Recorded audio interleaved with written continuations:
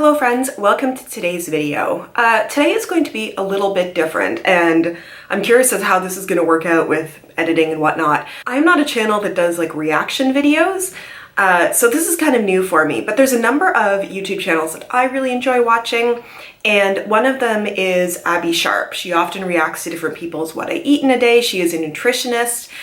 From what I understand, she originally was very much in and she still is very much an intuitive eating kind of nutritionist or registered dietitian. Sorry, she actually does have like all the formal training. And she was originally more in the health at every size camp and was sort of very much not against, but there's sort of this camp of not intentionally trying to lose weight. And then she has sort of come around to supporting people with whatever goals they have for themselves. She yesterday posted a video about the new Weight Watchers, and the title is something like, "It's still terrible." It's actually, yep, it's still really, really bad.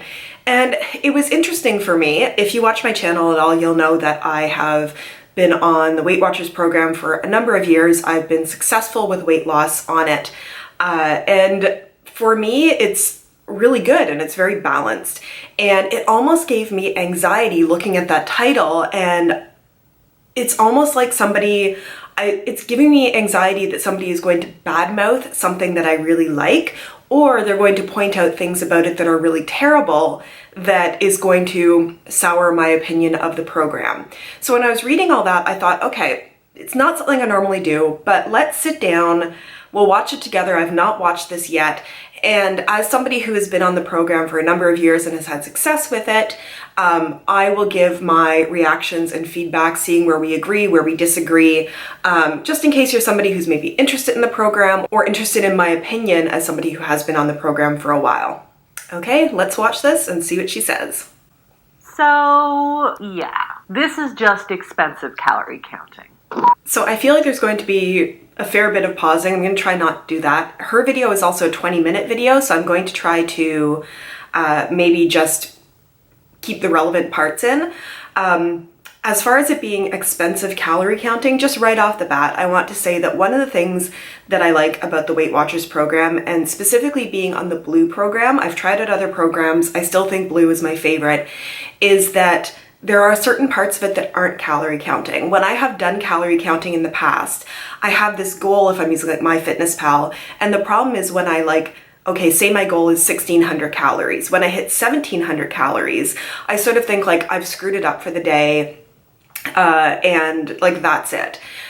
One of the things about Weight Watchers in the Blue plan is, first of all, there's all the 0-point foods, which are fruits, vegetables, and lean proteins. You can make wonderful meals that are 0 points. So even if you've hit your points for the day, you can still have really good nutritious food and not feel like you're messing up.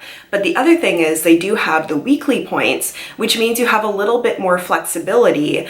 And I know there isn't the thing of like, overeating and then trying to like make up for it. But with the banked points, or the weekly points, it just gives you more flexibility. And for my brain, it actually helps me not be so strict in what I'm eating and gravitating more towards healthy, nutritious food. Okay, let's get back to it. Hey everyone, I'm Abby Sharp. Welcome to Abby's Kitchen. Today's video is sponsored by Squarespace, and we'll be taking on a classic weight loss program that sadly has shown no signs of dying off: Weight Watchers.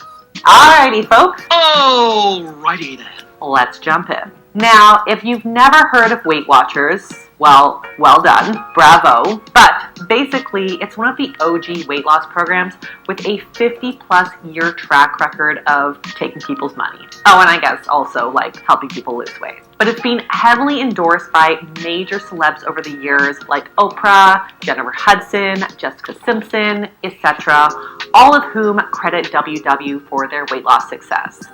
So I feel like I want to start there because I know going into this, she has a bias about it. And I get that. I mean, I think her bias is probably, the program has changed a lot over the years. I think it was super restrictive when it first started. And yeah, it's a program that focuses on losing weight. And she seems to have this issue with, them taking your money for weight loss. I guess what I'm curious about, because I've watched a lot of her videos, is if you are somebody who wants to lose weight, is there any program that she likes? Like, would she say, yeah, go download MyFitnessPal and stay in a calorie deficit? Because I almost feel like any eating plan that focuses on weight loss, I'm not sure she would like, because, okay, they take my money every month, but I do get things for that. And I'll go a bit more into that once we see what else she is saying. And also, yeah, there's celebrity endorsements.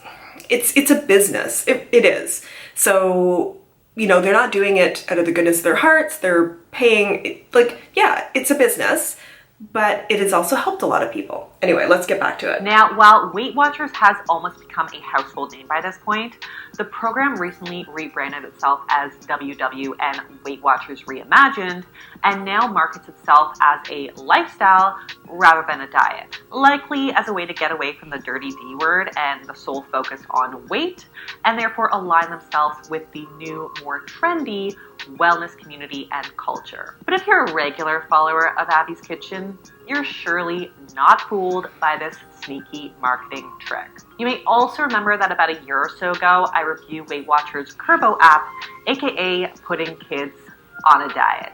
And if you recall, I wasn't so kind.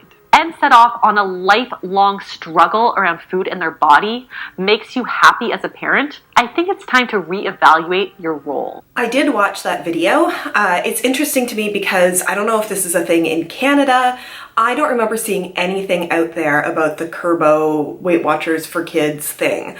I do agree that, you know, having specific weight loss stuff targeted to kids, not great. But I don't know enough about it to comment on that. So since WW is still to this day such a staple in diet culture, I thought I'd offer you my thoughts on their updated approach. Is this truly promoting a healthy lifestyle, or is this just another form of restriction? So super quickly, WW has long been known for its unique points system, which has evolved over the years as the program itself has been updated. On Weight Watchers, you don't have to count calories. So freeing. But you just have to count these arbitrary points. Oh. Now, according to their website, Smart Points is our way of making nutrition science simple and is designed to help guide you to a healthier pattern of everyday eating. Our Smart Points system assigns every food and drink a points value, one simple, easy to use number based on calories, saturated fat, sugar, and protein. Foods that are higher in sugar and or saturated fat are higher in Smarts Points values, and foods that are higher in lean protein are lower in Smarts Points values. Okay, when you sign up for WW, you basically get a Smarts Point budget based on your age, gender, height, and weight. So essentially, to lose more weight, you basically need to tighten up that points budget and eat more 0-point foods. I'm going to stop it there. Just at the very start of that clip, she said, is it just another way of restricting? And this is where I think that idea of her being sort of anti-diet comes into play, because anytime you are looking at losing weight, you are looking at being in a calorie deficit, which necessitates restricting your calories. I mean, whether you call it restricting, which has, I think, a more negative connotation to it, or counting your calories, managing your calories, whatever that is, you know, any form of diet, if you are somebody who has been eating in a caloric, what's the opposite of deficit? If you've been eating over your calories and you've been gaining weight, then if you are cutting back to lose weight, it's going to be restricting on what you were eating previously. Also, yes, you do get a point budgets here based on your current weight and your gender. However, everything I've seen in Weight Watchers has really encouraged people to eat all of those points. And it is true that those points reduce as you lose weight, but that's the idea, is that your calorie needs are going to reduce as you are, you know, losing weight. But I've never had anybody say like, okay, your points budget for the day is 23, but you should really be eating 18 points. Like, they really encourage you to use all your points. And then if anything, those 0-point foods she's talking about are making you less restricted in what you're eating. I know.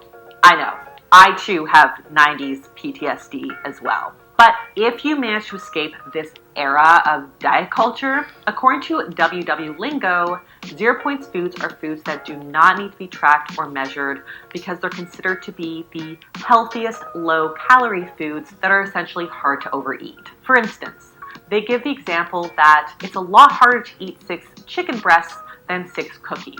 This is a fair point, but it's not a foolproof system. We will chat more about why I think this system is flawed in a moment, but first I want to describe the new meal plans. So as part of the new program, there are 3 different meal plans to choose from, and the best plan for you will be determined by taking a quiz assessing your habits and your weight loss goals. So to test this out, here's what I did. I took the quiz myself, and basically they asked me a ton of questions about how I feel, my goals, my current relationship with food. They asked me questions about when I feel like I've gotten off track and my self-talk and what wellness ultimately means to me. And in the grand scheme of most diets out there, I did find it to be a relatively comprehensive assessment.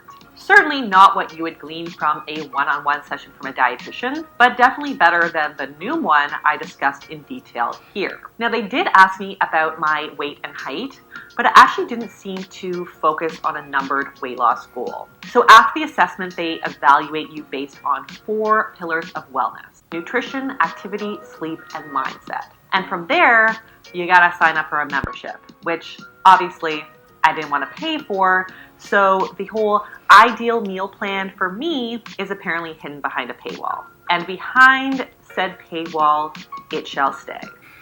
It's interesting because when I started Weight Watchers, it was when it was the basically whatever the previous one was where everybody was on blue. Freestyle. Wow, that sort of, I went totally blank there. So I never went through all the quiz and everything. And I do think this is where just using the app is a little bit different than going into a meeting in person. Because when you go and do the meeting in person, you really have a chance to sit down and talk to a coach or one of the leaders at the beginning of your journey and sort of learn all about the different plans.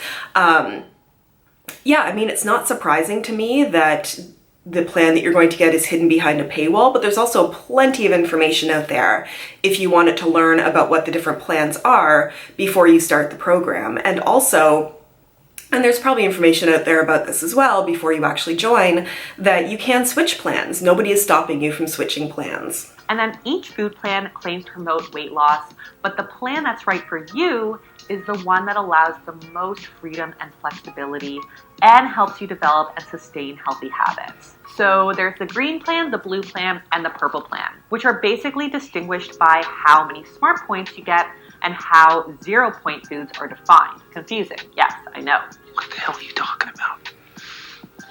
In short, the green plan gives you the most smart points, but their 0 point foods are limited to only non-starchy fruits and vegetables. The blue plan gets you moderate smart points, and their 0 point foods also includes lean proteins. And the purple plan gets the least amount of smart points to play with at their discretion, but their 0 point foods also include whole grains. So the way I see this is that the green plan dieters may have been identified as needing a lot more guidance and maybe some more rules to follow in order to succeed, while the purple plan dieters are maybe less likely to cheat the system and binge on 0 point fruit. So these folks maybe have a better sense of what feels good in their body and what keeps them satiated, so they can pretty much eat more like the 80-20 rule with a little less tracking, but with still having some small daily budgets for treats. And then the green plan folks maybe need to track and account for pretty much everything. So now that we understand how WW has evolved and what it looks like today, let's talk about some of the things. I'll also pop in here to say that I think that's probably right. I think the assessment probably does sort of talk about how often you eat out, because a lot of those options are going to be higher in points and less something that you could do on the purple plan. But I also think things like, are you vegetarian? You might end up more towards the green plan because, some of those lean proteins are really like meat-based. So there's tofu and yogurt that are the lean proteins, but maybe you want to have additional points so you can have more mock meats and things like that. But I do think it is, I've found that there's not so many people on purple. A lot of people tend to be in green or blue. But yeah, I don't necessarily think that people on green need more guidance. I think it's just more matched to their lifestyle of maybe convenience food versus more cooking at home. About the new WW program compared to other weight loss diets or previous iterations. First off, I do like the customization of the 3-pronged meal plan system, even though it's a bit confusing. So depending on your relationship with food, how much structure you feel that you need, and how much or how little nutrition knowledge you already have, different systems will definitely appeal to different people. And I do think that greater customization in general will always yield greater chances of success. Second, unlike with a lot of trendy diets du jour, WW doesn't focus on limiting the types of food that you can eat. So you don't need to cut out sugar or alcohol or dairy or gluten or whatever. You have the option to work these foods into your diet, which I do think makes the plan more accessible to the general population. Honestly, it's no different than any other calorie counting or if it fits your macros type of approach. So if you want to eat the cupcake, you just have to work it into your day. Third, I think if a person has a relatively healthy relationship with food and they're able to be kind of introspective and collect data on how certain foods make them feel while following their plan, that following a general points guide could potentially teach them some basics about nutrition. So for example, specific to the purple plan, I think someone with a generally good relationship with food would be able to acknowledge that, hey, when I eat low or no points foods like a few slices of whole grain sourdough with grilled chicken breast with some salad for lunch, together which would be cumulatively very low in points on this plan, I feel really satisfied. And maybe I don't need to snack so much afterwards. So if you get that out of the program, I think that's really great. Now, of course, the likelihood of someone with a really solid relationship with food doing a diet like WW is another story, but I will get more into that in a bit. Number 4, another one of the often cited benefits of WW is the community that the program offers its members. Now, virtually, because of COVID, of course, members also have access to live streams, pre-recorded messages, workshops, and one-on-one coaching. And we do have research to support the idea that weight loss interventions work best when not done on their own. I'm going to stop it there because I do think the community aspect is very important, and I had the greatest success when I was going to weekly meetings, which obviously over the last year and a half have been more difficult. But I would add to this that the other thing about the community is even outside of the community built by Weight Watchers, the community that you can find online is so helpful. So on Instagram, on YouTube, I follow all kinds of people, and I'm making the content as well, who are on the Weight Watchers plan, and it gives you more ideas. It makes you, pay attention to what other people are doing, and you get that community feeling even if it's not within the Weight Watchers universe. Lastly, and most importantly, the program is supported by research, which is more than most programs online influencers are peddling or supporting can say. So for example, a 2017 clinical trial found that adults in the WW program for a year lost more weight and were able to maintain their weight loss over 2 years better than those who used self-help materials. Interesting. And then a 2017 review So that's very positive. Also found that those who used WW lost 3% more weight compared to folks who used other forms of support or counseling. Now, as for the new updated plans, in 2019, a survey by USA Today reported that the color-coded diet plans actually decreased levels of hunger by 21% over a 6-month period. Now that all sounds great. I just need to say that, of course, like most research on weight loss diets, we really don't know how well people fare in the long run when they give up their membership and they stop obsessing over points and they go out to eat in the wild. Drinking your own pee is truly unpleasant. So it's interesting because for me, it's almost the same as people who have calorie counted and then moved away from there. So there's a number of folks that I follow online who John from Obese to Beast is one of them, where they've done calorie counting for a long time. I think, I'm gonna forget her actual name, but the woman who runs Frumpy Fit is the same, where they've been doing calorie counting for so long that they kind of just have an idea of what their needs are and they're able to work with that. I think it's the same thing with points, is if you've been doing this for a while, you sort of get an idea of, you know, okay, lean proteins, fruits and veggies, and then like these are, you know, sometimes kind of foods, or I work this into my day. I think this would be the same as any long-term program when you move from specific counting to just having a better knowledge about food overall. And I feel like we've also seen this if you follow certain folks online. So Felicia Fitness, I'm going to forget the name of her channel, as well as Amanda Seipert, who has stopped making videos, but super love them. They were very successful with weight loss on Weight Watchers and have now moved more into intuitive eating. But I think a lot of what they've learned through Weight Watchers and can carry on with that information. Weight loss intervention research is notoriously short-lived, as is most weight loss. So I do take most weight loss intervention research with a bit of a grain of salt. But again, some research is better than none. So on that note, let's talk about some red flags. And see, this is where I have an issue with some of the folks who are a little more anti-diet, intuitive eating, health at every size, is this idea that weight loss doesn't stick, and it almost becomes this idea of, then why bother? But if you want to be healthier, like I don't know what the outcome is of that then. Is it every diet doesn't work and everybody, you know, most people gain back the weight, so why bother? Well, no, no.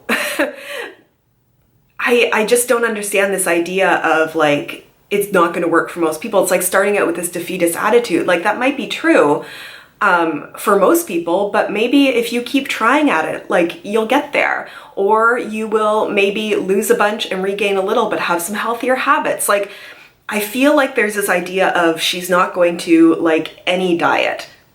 Anyway, let's go on. First, cheating the 0 points system. Whether you get a lot or a little 0 point foods on your plan, there's definitely a risk of abusing the system. Being put on any kind of budget, we can develop what I call scarcity mentality, which can lead us to ignore our body's innate hunger cues. As a result, dieters may end up eating a shit ton of 0 point foods, even if they're not physically hungry anymore. Simply, you know, because they've got permission to do just that. This can absolutely derail both weight loss and body intuition for a few main reasons. That's interesting, because at the start of this video, she said it's just another way of restricting, but then she's saying here, you might overeat on 0 point foods. But to me, like, I don't sit down and think I'm not hungry, but chicken breast is 0 points, so I'm gonna eat a whole bunch of chicken. It's more that, you know, I'm feeling hungry and I have this available to me, which makes me feel less restricted and have less of a scarcity mindset than I would otherwise. Like, I find it funny that on the one hand, she doesn't want you to restrict, but on the other hand, she's saying, oh no, you might eat too many of these foods. First of all, depending on the plan that you're on, you can easily rack up an excess in calories from eating fruit, whole grain bread, or chicken breasts all day. The result could theoretically be an unbalanced, inadequate diet, but also a caloric surplus depending on what you choose. So when you stop listening to your body, it starts to feel a bit like a game, and people love to find ways to hack gains. Now, I know I just stated that this could potentially work really well for some folks with generally good, non-emotional relationship with food, because it may help us see that those 0 points foods are the more nutritious, satiating foods to include more often, while the smart point foods are like the fun foods that we want to enjoy in moderation. But I'm going to go out on a limb here to say that most people doing diets like Weight Watchers don't have clear dieting track records. They've likely lost and gained weight many times in their life and likely already have assigned a lot of moral value to the foods on those plans. So, in other words, they likely already have a pretty severe scarcity mentality that's not going to be healed on any kind of diet. I'm just finding this is very strange because if you don't have a great relationship with food and you don't necessarily listen to your body very much, these plans are better at having you have food available within your budget to eat if you're hungry, even if you've used up your points, as opposed to calorie counting where, if in the morning I have, a breakfast sandwich and a whole bunch of home fries or something like that, and then oh my God, I only have 200 calories left for the day, I guess I'm just not going to eat. That's not a better option. If anything, these are guiding you towards foods that are going to be more filling, more satiating. She talks about her hunger crushing combo of fiber, protein, and fats. And I do agree, one of my issues with Weight Watchers is that they kind of penalize healthy fats. But, fruits, veggies, lean protein, that is fiber, that is protein. Those are the things she says to eat to keep yourself from becoming overly hungry. So even though I prefer the format of something like the purple plan, let's say, to the green plan, I still do wonder how often dieters abuse the flexibility that a plan like this promises when there's still a budget in place and weight loss is still the focus. Another concern that I have is around the point system and the unnaturalness of budgeting food. So according to the rules, you're allowed to roll over 4 smarts points each day to save them up for the end of the week. This may lead people to intentionally restrict themselves to ensure that they have rollover points to binge on certain days like a weekend. I think this teaches a really bad habit that can reinforce a restriction and binging cycle of eating loads of vegetables and plain chicken breasts all week long, only to drink a ton of beer and overeat pizza on the weekend. And this is just not healthy.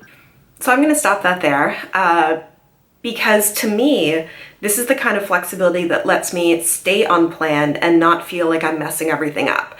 If you've watched any of my What I Eat in a Day videos lately, I'm often trying to roll over a few points because on other days I am having beer and pizza with friends.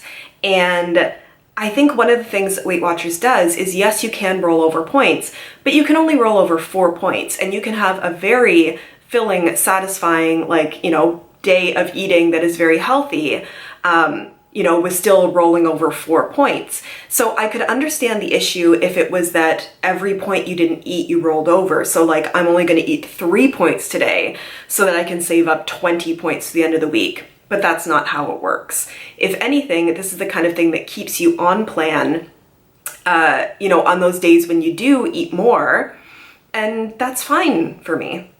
Also, because you lose your points the next week if you don't use them, it may encourage dieters to eat past the point of fullness just to use them up. Eating should not be reduced to a math equation. I have never heard anybody say, I have all these weekly points left, I'm going to eat them all. If anything, people are sort of being encouraged to eat their weekly points, or if you eat all of them, it's that's totally fine. I don't know. I in all of my experience of being part of meetings and talking to other people in the program, nobody is intentionally going out and eating all of their weekly points at the end of the week. And speaking of a reductionist approach to food, even with a broader range of 0 points foods allowed in the Purple program, I worry that some naturally nourishing foods are still off the table. So as you progress through the programs and are allowed things like chicken breasts and even whole grains with more flexibility, that is still something that needs to be budgeted for. So for example, an ounce of Brazil nuts will clock in at 9 smarts points, which for a Purple Plan follower eats up over half of their points for the day. This has nothing to do with anything, but it's driving me a little nuts that it is smart points, not smarts points. I'll let her finish talking about the fat before I talk about it. Now, I understand why fat-rich foods need to be budgeted for, since fat is calorically dense, but I think it communicates confusing messages to folks that some foods are good and other foods are bad. It also can result in a really unbalanced diet if fat-rich foods are specifically omitted or severely limited in order to save up those points. So I do agree with that. Things like avocado and olive oil, it's a catch-22 because they are really good, nutritious, healthy fats to have that you need. But on the other hand, you can overeat them really easily and then be out of a caloric deficit. So it's a balancing act. And I think I got really good advice when I started Weight Watchers and started going to meetings where it was like, you base your meals on 0-point foods and then you add in things around it. And I think if you focus the add-ons as being those healthy fats instead of maybe the sugars, then you get a really healthier diet from it. And yes, you can end up with like a really low fat diet, but it's one of those things that's really hard to regulate because you are trying to be in a caloric deficit. I said it a little weird there. Another issue I have is that it celebrates quantity, not quality. So I'll give WW props that it has come a long way at trying to perfect this system so as to encourage people to choose more nutrient-dense foods. So by giving people more flexibility to choose more nutrient-dense foods by assigning them 0-point status and also having sugar, saturated fat, and protein levels impact the assignment of smart points. But the basis of the smart points calculation is still calories. So sugar and saturated fat slightly raise that number and protein content can bring it slightly down. But calories are still the driving force here. And with enough scheming, again, it's not hard to stack your day with less nutritious foods. So for example, an ultra-processed fat-free hot dog has 1 point, where a tablespoon of peanut butter and some apple slices has 3. If you're trying to save your points for a weekend cheat day, you could do that by, theoretically, eating a whole pack of these wieners. That's what she said. Without the bun. It's again, like the peanut butter is higher points because of, it's higher fat and like very calorie dense. So she's comparing an apple and peanut butter to a hot dog, which I guess probably has like a good amount of protein in it if it's lower point, where she could have said like, the hot dog is 1 point and the apple, with some broccoli and some chicken is 0 points. And then it would be the flip side. It would be like these less processed foods are healthier. Like, yeah, there's always going to be that. I mean, it's the same in calorie counting. That hot dog, if it's like a low calorie hot dog, is less than the apple and the peanut butter. So you may choose that some days. But if anything, Weight Watchers is helping you choose the apple because it's 0 points as compared to the hot dog. Or if anything, it would encourage you to choose like tofu over a hot dog or like a lean fish over a hot dog because 0 points compared to 1. I think she's making comparisons, and in some ways I get it, but in other ways it's just picking things that are going to fit her narrative, and I can't understand if she thinks it is too restrictive or not restrictive enough. So if you haven't succeeded with counting calories or counting macros for weight loss, I don't think that this is much different. It's basically the same thing, but with a better PR team, plus Oprah. Oh, and it's not free either. And that brings me to the cost. Now, depending on your plan, you're looking at anywhere between $24.99 and $56.29 a month. So for a year, that works out to almost $300 to almost $700 a year, not even including the sign-up fee. For a lot of people, this is just out of reach, and it doesn't even include the food costs. Now, unlike learning other Gentle Nutrition 101 strategies that I discussed in my video right here, there's a huge concern that when you stop paying for the app and the accountability system and the point system guides, you might not have the nutrition knowledge or skills to really transform this into a lifestyle. It's like always using a calculator or spell check so that you never need to learn how to do math or write. That could be an expensive lifestyle. Again, I'm not going to go into it again, but I do think that in the similar way to calorie counting and then moving towards not calorie counting, you can do points and then move towards not doing points because it has taught you something about nutrition. And she hasn't really gotten into much here about the other things. Like, it's not just a calorie counting app. there are pieces in there about mindset and motivation and, exercise and how are you feeling, and those mindset pieces that are in there that I think would help you in the long run. And I do think there's community and information out there that you can still stick with once you get through the program. And also, I don't know if she's going to mention about lifetime, but there has always been the piece in Weight Watchers that if you reach your goal and you stay there for a certain amount of time, you do continue to get the program for free. And lastly, you're paying for unqualified coaching. So according to LinkedIn, WW does include some registered dietitians on staff, but the accountability coaches available for the premium versions of the program don't seem to have any nutrition or health qualifications. I did some sleuthing, looking at 10 WW coaches on LinkedIn, and only one was a dietitian, and she specialized in diabetes-specific cases. The other 9 had backgrounds in either sales, communication, or product development, obviously. I mean, she may be about to mention this in a moment, but the coaches, yes, there are definitely coaches that are better than other coaches, but the coaches have all been people who have had success on the program.